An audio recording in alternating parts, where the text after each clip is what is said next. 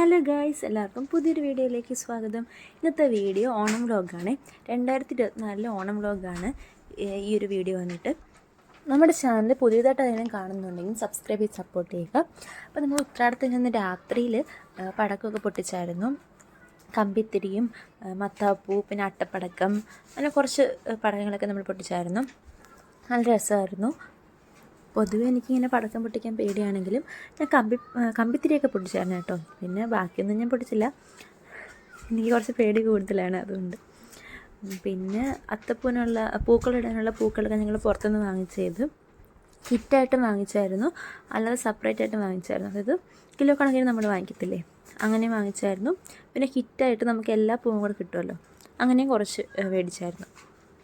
അപ്പം നമ്മൾ കറക്റ്റായിട്ട് ഒരു 10 കളറിലെ പൂക്കൾ നമ്മൾ അഡ്ജസ്റ്റ് ചെയ്ത് ഒപ്പിച്ചായിരുന്നു അത്തപ്പൂ ഇടാൻ വേണ്ടിയിട്ട്. എന്നിട്ട് ഞാൻ തന്നെയാണിത് ഇങ്ങനെ അരിഞ്ഞ് എടുക്കുന്നതും. കുറച്ച് സമയം എടുത്തു. വീഡിയോയിൽ കാണുമ്പോൾ പെട്ടെന്ന് കഴിഞ്ഞെങ്കിലും മണിക്കൂറുകളുടെ കഷ്ടപ്പാടായിരുന്നു. അതിൽ ചില പൂക്കൾ ഇറക്കാൻ ഒരുപാട് സമയം എടുക്കും. വാടാമല്ലിയൊക്കെ ഇറക്കുമ്പോഴത്തേക്ക് നമ്മുടെ കൈയൊക്കെ വേദന എടുക്കും കേട്ടോ. എൻ്റെ അമ്മ കുറേ വാടാമല്ലി ഇങ്ങനെ ഇറുത്ത് സഹായിച്ചായിരുന്നു. ഞങ്ങൾ ഇടയ്ക്ക് പുറത്തൊക്കെ പോയായിരുന്നു ആ സമയത്ത്. പിന്നെ അത്തപ്പൂക്കളെ ഇട്ടു. ഞങ്ങൾ മണ്ണിലാണ് അത്തപ്പൂ ഇട്ടത്, പൂജാമുറിയുടെ ഫ്രണ്ടിലായിട്ടാണ് ഇട്ടത്. അപ്പോഴത്തേക്കും ഈ ഒരു ഡിസൈനായിരുന്നു ചെയ്തത്. പിന്നെ പച്ച കളറിൻ്റെ ഇലയൊക്കെ എടുത്ത് ഞങ്ങൾ അരിഞ്ഞെടുത്തായിരുന്നു. പിന്നെ എന്താ പറയുക, നമ്മൾ നൂല് കെട്ടിയിട്ടാണ് സർക്കിളൊക്കെ വരച്ചത്. കോമ്പസ് പോലെ ഇങ്ങനെ ആക്കിയിട്ട് നൂല് കെട്ടിയിട്ടാണ് നമ്മൾ സർക്കിളൊക്കെ കറക്റ്റായിട്ട് വരച്ചെടുത്തത്. പിന്നെ അപ്പം തോന്നിയതുപോലെ കുറേയൊക്കെ ഡിസൈൻ അങ്ങോട്ടും ഇങ്ങോട്ടൊക്കെ മാറ്റം വരുത്തി നമ്മൾ അത്തപ്പൂ ഇട്ടത്. അത്തപ്പൂ ഇടുന്ന കാണുമ്പോൾ പെട്ടെന്ന് ടൈം ലാപ്സിൽ എടുത്തതുകൊണ്ട് പെട്ടെന്ന് തീർന്നു. പക്ഷേ മണിക്കൂറോളം കഷ്ടപ്പെട്ടിട്ടാണ് അത്തപ്പൂ റെഡിയായി കിട്ടിയത്. ഏകദേശം വെളുപ്പിന് 4 മണിക്കാണ് തീർന്നത്. പിന്നെ ഉത്രാടത്തിന് അന്ന് തന്നെയാണ് നമ്മൾ ഈ ഇഞ്ചിക്കറിയും മാങ്ങാച്ചാർ, നാരങ്ങാച്ചാർ അതെല്ലാം ഇട്ട് വെച്ചത്. കാരണം തിരുവോണത്തിനന്ന് നമുക്ക് എല്ലാം കൂടി ചെയ്യാൻ സമയം കിട്ടത്തില്ലല്ലോ, സദ്യക്ക് എല്ലാം ഒരുക്കണ്ടേ. അതുകൊണ്ട് ഇതൊക്കെ നമ്മൾ തലേന്നേ ചെയ്ത് വെച്ചു. പിന്നെ തിരുവോണത്തിന് നമ്മൾ അമ്മമാർ ബാക്കിയുള്ള കറികളെല്ലാം സെറ്റാക്കിയായിരുന്നു.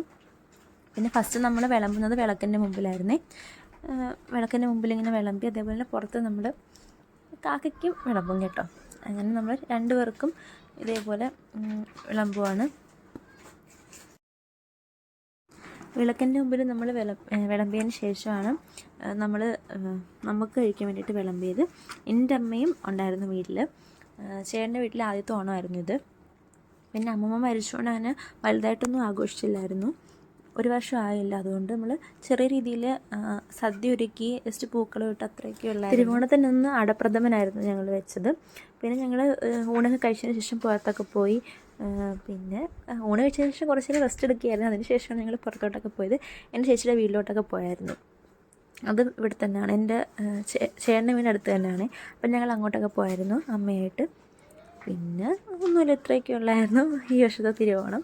അപ്പോൾ നിങ്ങൾക്ക് എല്ലാവർക്കും എൻ്റെ ഒരു വീഡിയോ ഇഷ്ടപ്പെട്ടു എന്ന് വിചാരിക്കുന്നു. ഇഷ്ടമുണ്ടെങ്കിൽ ലൈക്ക് ചെയ്യുക, ചാനൽ സബ്സ്ക്രൈബ് ചെയ്യുക. പുതിയൊരു വീഡിയോയിൽ കാണാം. ബൈ.